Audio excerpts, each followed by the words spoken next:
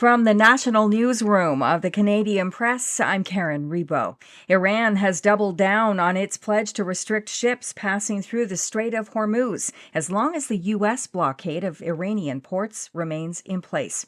Iran's parliamentary speaker said Tehran would continue to threaten commercial vessels transiting the critical waterway. With the fragile ceasefire between the U.S. and Iran due to expire Wednesday, Pakistani mediators are working to arrange another round of negotiations. Independent grocers are expecting higher bills on their wholesale deliveries as suppliers start charging more to offset rising fuel costs.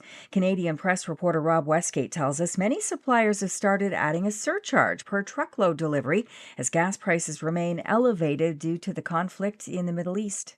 Food economist Mike Van Massow says people who shop at smaller independent grocers have more to worry about. Because stuff is shipped more and it's shipped in partial loads. And so the impact of those fuel price surcharges will be more substantial. However, he says smaller grocers are generally more flexible, and that means they can choose to switch up their offerings and find the best deals for their consumers. Vancouver's Filipino community and others will come together today to remember, celebrate, and mourn victims of the Lapu-Lapu Day Festival attack in the city almost a year ago.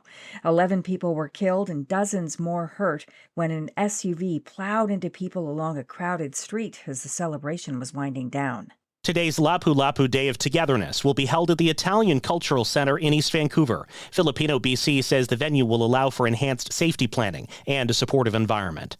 The event's being held despite opposition from some survivors and victims' relatives.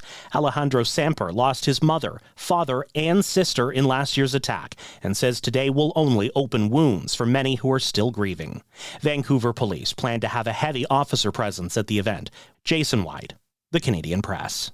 Lingering forecasts of rain for parts of eastern Ontario and southern Quebec are heightening the sense of urgency for residents with flood-prone properties as communities deal with washouts and closed bridges.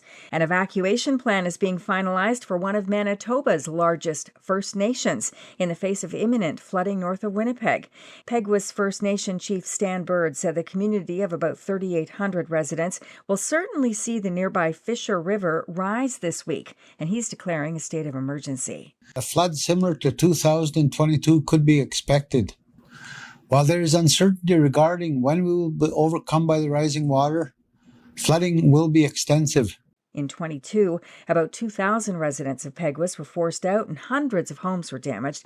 And a life jacket worn by a passenger on the RMS Titanic has sold at auction in England for the equivalent of $900,000 US. This is the Canadian Press. In sports, the Toronto Raptors fell 126-113 in Game 1 of their first-round playoff series against Cleveland. Raptors All-Star Brandon Ingram only put up 9 field goal attempts and says it's because of the Cavaliers' defense. They knew most of the stuff that we've been running all year. I think that's just a part of the playoffs. We got to figure out how to make the adjustment. Kitchener, Ontario native Jamal Murray scored 30 points to help the Denver Nuggets beat Minnesota. The Knicks beat Atlanta, and the Lakers took Game 1 from Houston. The NHL playoffs also got underway yesterday. Ottawa did everything but score in the Senators' 2-0 loss to the Carolina Hurricanes. Philadelphia and Minnesota also won their first-round matchups. 4 playoff games go today, including one in Florida, where the Tampa Bay Lightning will host the Montreal Canadiens. And the injury-depleted Toronto Blue Jays will try today to avoid a series sweep in Arizona after losing 6-2 against the Diamondbacks. From the Canadian Press, I'm Karen Rebo. Thanks for listening. Don't forget to follow and subscribe. For more of today's top stories, visit thecanadianpressnews.ca.